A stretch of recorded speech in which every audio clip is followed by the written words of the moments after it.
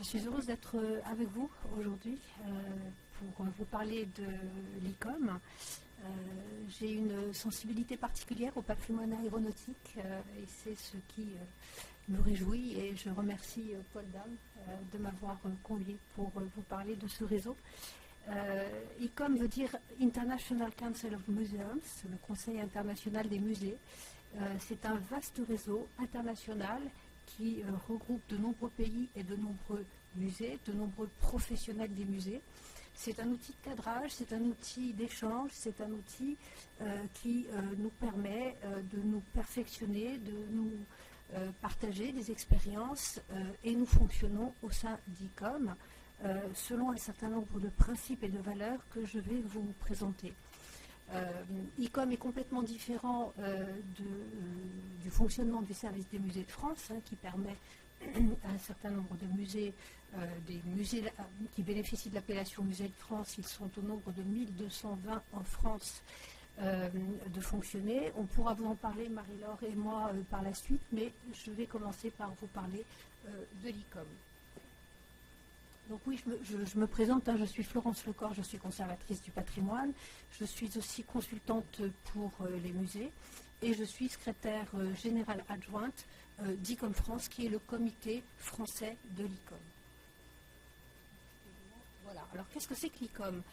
Statutairement, l'ICOM est l'organisation internationale des musées et des professionnels de musées voués à la recherche, à la conservation, à la pérennité et à la transmission à la société du patrimoine naturel et culturel mondial, présent et futur, matériel et immatériel. Voilà les grands principes de base du fonctionnement de l'ICOM. C'est une organisation non gouvernementale. C'est une organisation qui a été créée au cours de la première conférence de l'UNESCO en 1946 par deux hommes, Chauncey Hamlin, qui était président du Buffalo Museum of Science, et par Georges Salle, qui était directeur des musées de France. Parallèlement, la même année, Georges Salle a créé ICOM France, qui est donc cette association, là pour le coup, à laquelle j'appartiens, et dont il a été le premier directeur, le premier président, pardon. Donc ICOM comprend 57 200 membres qui travaillent dans 130 pays. Évidemment, tous les pays ne sont pas représentés. Personne n'est obligé d'adhérer à ICOM, évidemment, ni les musées ni les professionnels. Certains pays n'ont pas les moyens d'adhérer à ICOM. Ça n'est pas tant une question de moyens financiers, mais souvent plutôt de régime politique. Mais il faut savoir que, puisque ICOM a un site internet, évidemment, sur lequel sont accessibles tous les documents qu'il produit, ICOM est vraiment un outil de référence pour tous les professionnels des musées, y compris pour les professionnels qui appartiennent à des musées qui ne sont pas inscrits au sein d'ICOM ou qui travaillent dans des pays qui ne sont pas forcément très démocratiques. Mais ICOM représente pour eux un élément de référence qu'ils peuvent éventuellement présenter, je n'ose pas dire proposer, à leurs autorités. Alors, comment est organisé l'ICOM ? Il est organisé en 208 comités. C'est un peu compliqué, mais j'espère que je serai assez claire.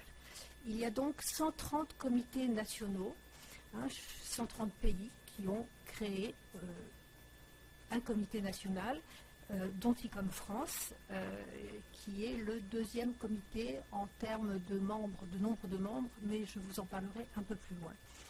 Il comprend aussi 35 comités internationaux. Les comités internationaux ont vocation à travailler sur des spécificités, des problématiques spécifiques qui sont liées à une typologie particulière de collection. Et donc, il existe par exemple pour la gestion du patrimoine textile ICOM Costume, pour la gestion du patrimoine vert, quelle que soit la nature des objets, ICOM Vert. Il existe aussi un comité qui s'appelle ICMA, qui a pour vocation de rassembler les musées d'histoire et d'archéologie. Voilà, 35 comités internationaux, et ce sont ces comités internationaux des outils qui permettent à des professionnels de différents musées et différents pays de travailler ensemble et de partager des problématiques communes et mettre en place un certain nombre d'outils. ICOM, ce sont aussi des alliances régionales, telles ICOM Europe, ICOM Arabe, ICOM Africa. Ce sont aussi, et ceci va vous intéresser particulièrement, 23 organisations qui sont affiliées. Ce qui veut dire que ces organisations respectent les valeurs et le fonctionnement des musées préconisés par l'ICOM. Par exemple, la Fédération mondiale des amis de musées fait partie de ces organisations, le Congrès international des musées maritimes, et puis, je le souligne, l'Association internationale des musées, des transports et des communications, dont je vais vous reparler. Ces groupes de travail sont dédiés à des sujets très spécifiques, tels que la définition de ce qu'est un musée, ou bien dans un domaine très différent, les problématiques liées à la décolonisation des collections, qui est un sujet dont on parle beaucoup. On en parle en France, on en parle beaucoup, notamment dans les pays émergents. Je pourrais vous en parler davantage si vous avez des questions, évidemment. Et puis, 5 comités permanents travaillent sur des éléments particuliers relatifs à la gestion des musées. Par exemple, le comité sur les affaires juridiques, le comité sur la déontologie. ICOM est présidé par un président ou une présidente. Jusqu'à il y a quelques jours, nous avions une présidente, Emma Nardi, qui est italienne. Les présidents sont élus pour un mandat de 3 ans renouvelable une fois, donc 6 années, comme tous les membres des boards, enfin des conseils d'administration dans les différents comités. Nous venons d'élire Antonio Rodriguez, qui est un Américain.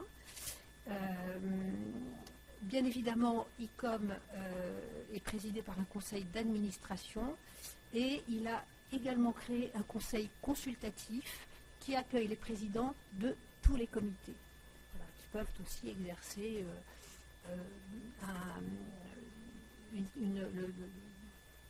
poser des questions particulières, faire remonter un certain nombre de problématiques et bien sûr participer à la prise de décision quant à un certain nombre de sujets qui sont traités au sein de l'ICOM. L'ICOM fonctionne selon 2 outils essentiels, la définition des musées et le code de déontologie des musées. La définition des musées, elle a été mise en place au moment de la création de l'ICOM en 1946.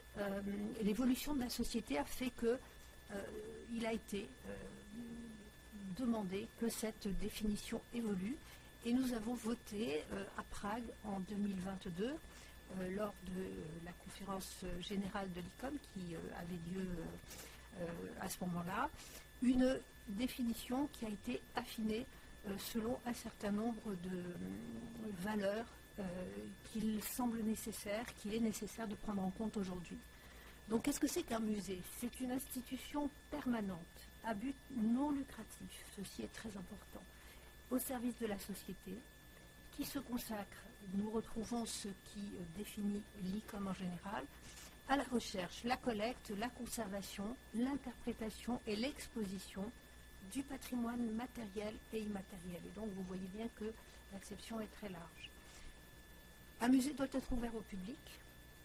Le musée est créé à des fins de démocratisation culturelle. C'est vrai en France et c'est vrai partout. Il doit être accessible, inclusif. Il encourage la diversité et la durabilité. Vous trouvez là des éléments qui sont nouveaux et qui correspondent à l'évolution de notre société. Les musées opèrent et communiquent de manière éthique et professionnelle avec la participation de diverses communautés.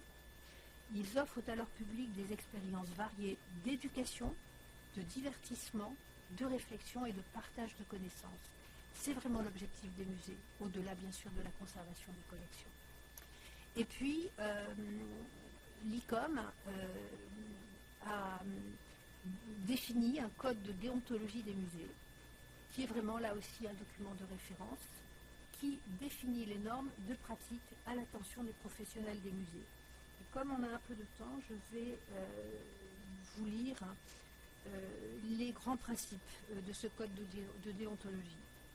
Les musées assurent la protection, la documentation et la promotion du patrimoine naturel et culturel de l'humanité.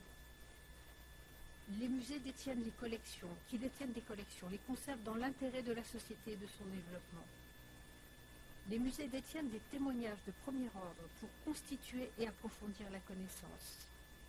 Les musées contribuent à la connaissance, à la compréhension et à la gestion du patrimoine naturel et culturel.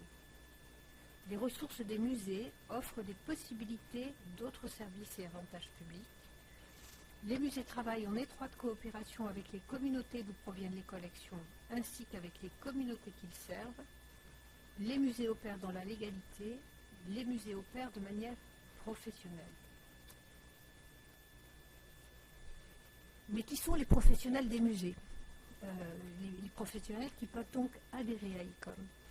Ce sont des professionnels de l'administration du musée, donc métier de l'administration et de la direction, de l'informatique, des affaires financières et juridiques, des ressources humaines, métier de la gestion des collections et de la recherche scientifique dans le musée, la conservation du patrimoine, la conservation-restauration, la documentation, les archives et les bibliothèques qui se trouvent dans les musées, l'iconographie, l'étude et la recherche et la régie des œuvres, les métiers de l'exposition, la muséographie, la scénographie, le commissariat, les métiers de la communication et du développement des ressources du musée, donc la communication, l'édition, le développement des ressources propres, le mécénat, l'allocation des espaces, du partenariat, le développement des publics et la médiation culturelle du musée, donc ces métiers de la médiation, du service éducatif, de la programmation culturelle, du champ social, du développement des publics, des services de l'accueil et de la billetterie. Et enfin, les métiers de l'architecture, de tous les aspects techniques et de la sécurité des musées. Donc les métiers de la sûreté et de la sécurité, du bâtiment, de la maintenance et de l'entretien, de l'architecture et de la programmation. Donc les professionnels des musées sont des professionnels qui travaillent dans les musées, dans un certain nombre des domaines que j'ai énoncés, mais qui peuvent travailler pour les musées également. Un architecte ne travaille jamais dans un musée, mais il bâtit, dessine des musées, et il peut tout à fait être un adhérent d'ICOM. Donc j'en reviens aux missions principales de l'ICOM. Elles sont principalement au nombre de 4. La protection du patrimoine. ICOM édite des listes rouges des biens culturels qui ont été pillés, volés, et met ces listes rouges sur une base de données qui est accessible en ligne, puisqu'il a créé un observatoire international du trafic illicite des biens culturels, qui est vraiment une problématique sur laquelle ICOM travaille depuis très longtemps.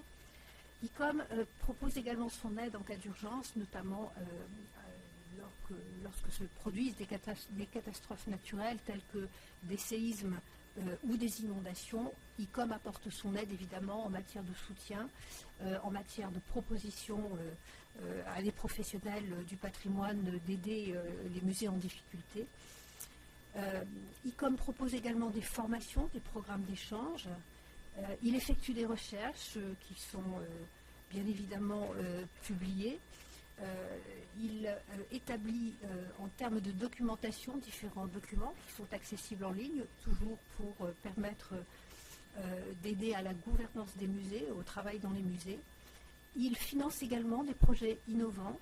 Et je vais vous citer le cas d'un réseau mondial qui vient d'être créé pour rassembler les musées du sport et participer à la formation des professionnels des musées du sport qui ont, tout comme vous-même, des collections qui doivent, dans leur gestion, répondre aux principes de l'ICOM, mais qui sont des collections assez spécifiques et pour lesquelles il est intéressant de pouvoir mettre en place un certain nombre d'outils pour guider les professionnels dans la gestion de leur collection.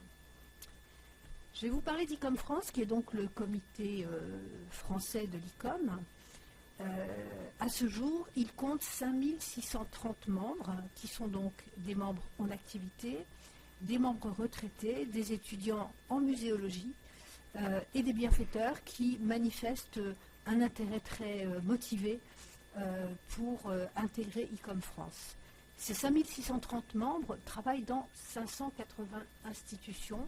Ces institutions, ce sont donc des musées qui bénéficient de l'appellation Musée de France. Ce sont aussi des musées associatifs, des musées, des fondations,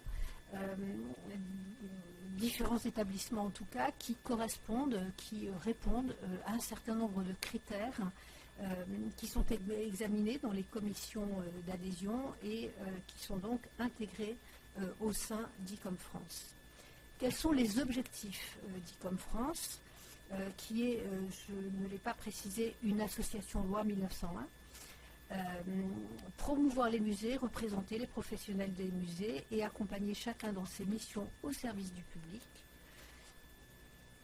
Ça, ce sont les objectifs. Les missions, ICOM se saisit des questions essentielles qui concernent la communauté des professionnels de musées, la place des musées dans le paysage culturel et le dialogue avec les publics, ceci en France évidemment. ICOM France intervient dans le débat public sur l'actualité et l'avenir des institutions et des professionnels et prend des positions. Ça a été le cas au moment où la guerre entre la Russie et l'Ukraine s'est déclenchée. Nous sommes allés aider les professionnels ukrainiens à protéger leurs collections. Nous prenons aussi des positions. Récemment, la présidente d'ICOM France a pris position à l'occasion du vol des bijoux au musée du Louvre. ICOM France suit, grâce à son réseau, les transformations à l'œuvre dans la vie des musées. Encore une fois, nous sommes un lieu d'échange et leur impact dans les politiques culturelles. Et enfin, ICOM France est un relais de l'excellence française en matière de musée. Et il agit de manière volontariste pour le rayonnement de la culture et de la langue française. Chaque fois que nous intervenons, ça a été le cas la semaine dernière puisqu'avait lieu la conférence générale de l'ICOM, nous intervenons en français et nous essayons de défendre la francophonie. Cette action est soutenue par la délégation générale à la langue française et aux langues de France qui dépend du ministère de la Culture. Et puis, nous mettons en œuvre un certain nombre de projets qui rassemblent là encore nos adhérents, qui ont vocation à les aider. Nous sommes une plateforme d'échange. Je ne l'ai pas noté dans mon PowerPoint, mais par exemple au moment du confinement, pendant à l'occasion, enfin pendant le Covid, enfin la crise du Covid il y a quelques années maintenant, nous avons tout de suite proposé de créer en ligne et en visioconférence des échanges hebdomadaires de façon à pouvoir recevoir le témoignage de nos collègues et proposer des solutions dans un certain nombre de situations. Nous pouvions comme ça entendre tel ou tel musée nous parler de sa façon de travailler alors que tout était fermé au public, comment rester en contact avec les publics, comment continuer à travailler, comment mettre en ligne des informations. Voilà, nous avons pendant plusieurs mois, en 2020, et nous avons continué ensuite pendant le second confinement, était un outil d'échange et c'est vrai que ça a été très très important. Je dois dire que nous sommes le seul comité qui a lancé ce projet et nous avons été très suivis par des professionnels étrangers qui évidemment pouvaient se connecter et ça a été vraiment un outil, ils nous ont dit nos adhérents, bien sûr d'échange mais aussi de soutien alors qu'il était très difficile de continuer à travailler dans ces conditions. Voilà, nous organisons des soirées débats déontologie, alors c'est un terme un peu compliqué, nous traitons lors de ces soirées débats déontologie d'un sujet particulier avec plusieurs professionnels français et étrangers du patrimoine des musées. Ces soirées ont lieu une fois par trimestre, elles sont accessibles en ligne et elles sont traduites en espagnol et en anglais. Le français, l'espagnol et l'anglais sont les trois langues de l'ICOM. Je vous donne deux exemples. La problématique des restes humains, patrimoine et déontologie. Beaucoup de musées conservent des restes humains. Comment est-ce qu'on traite des restes humains? Comment est-ce qu'on les expose? Comment est-ce qu'on les manipule? Je veux dire, comment est-ce qu'on les bouge? La manipulation est un terme dans les musées qui, vous le savez bien évidemment, veut dire comment est-ce qu'on les bouge, comment est-ce qu'on les transporte, comment est-ce qu'on en parle. C'est un sujet qui est très intéressant et très important. Un autre sujet, prêté aujourd'hui, nouveaux enjeux sur la circulation des collections.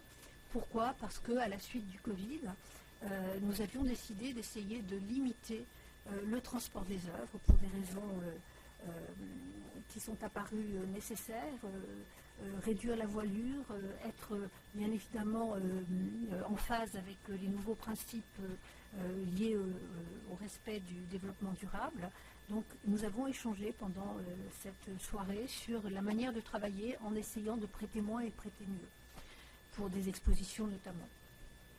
Nous organisons aussi, une fois par mois, à l'heure du déjeuner le jeudi, ce que nous appelons 52 minutes. Pendant 52 minutes, nous traitons d'un sujet qui est présenté par un professionnel. Et nous avons par exemple accueilli le colonel Percy Dussert, qui est le responsable de l'OCBC, l'Office central de lutte contre le trafic des biens culturels, qui dépend de la police judiciaire. Et il nous a parlé de sa façon de travailler, comment il travaille avec les musées, comment les musées peuvent le contacter, ce qui était tout à fait intéressant parce que tous ne savent pas forcément très bien comment fonctionne cet organisme et comment il est possible de le contacter. Nous avons aussi organisé une séance autour de l'enjeu des provenances en France. Comme vous le savez, les recherches de provenance prennent une importance extrêmement grande à l'heure où il est question de restituer des œuvres, à l'heure où des œuvres sont recensées comme ayant été spoliées pendant la Seconde Guerre mondiale. Donc les musées ont aujourd'hui l'obligation de faire des recherches de provenance sur la totalité de leur collection et le ministère de la Culture a décidé de créer une mission pour aider les musées dans ce domaine. Donc Catherine Chevillot, qui en est la responsable de cette mission, est venue nous parler de cette mission et de la manière dont le ministère de la Culture envisage que l'on travaille ensemble. Nous avons lancé aussi un projet qui est très intéressant. On a parlé du développement durable. Ce projet s'appelle « Prenons le contrôle du climat ». C'est un projet qui est encadré par 2 personnes, suivi par 6 experts en conservation préventive, et il permet à 10 musées qui ont accepté de participer de faire le point sur la conservation préventive à l'heure du développement durable, et l'objectif est au final de dresser une liste de bonnes pratiques qui vont permettre à l'ensemble des musées, puisque cette liste sera diffusée à tous, d'essayer de respecter autant qu'ils le pourront ces principes liés au développement durable dans le cadre de la conservation préventive. Les réserves des musées souvent répondent à des normes qui sont très très strictes et on se rend compte que ces normes génératrices d'une consommation très énergivore et du coup c'est une chose qui pose problème et c'est une question à laquelle nous réfléchissons actuellement. Je vais vous parler maintenant de cet organisme qui est affilié à ICOM, qui est l'Association internationale des musées, des transports et des communications. Cette association constitue un forum international pour les professionnels qui travaillent dans les musées de transport et de communication. Bien sûr, cette association s'intéresse à l'aviation, au transport routier et maritime. Elle s'intéresse aussi aux télécommunications, à la poste, à la philatélie. Elle travaille notamment à étudier le rôle des transports et des communications. Elle réfléchit à la manière d'exposer, de conserver les objets de ces musées. Elle réfléchit aux aspects éthiques de la restauration et du maintien en fonctionnement des véhicules. Je pense que tout ceci vous parle évidemment. Elle met en lumière des problèmes spécifiques liés à la documentation et à la conservation des collections philatéliques. Elle propose des solutions quant à l'interprétation et la présentation des collections et à l'utilisation des nouvelles technologies. Et je vous ai mis en dernier, sur cette dernière slide, différents liens qui vous permettent à la fois d'aller sur le site d'ICOM, sur celui d'ICOM France et sur le site de cette association qui, je pense, doit vous intéresser. Je vous remercie de votre attention. Bonne journée. Merci beaucoup, Florence. peut-être le temps que Marie-Laure, tu t'installes, me permet de te poser une question, Florence. Comment on fait pour adhérer à l'ICOM très concrètement en tant que personne? En tant que personne, je ne sais pas si mon micro est.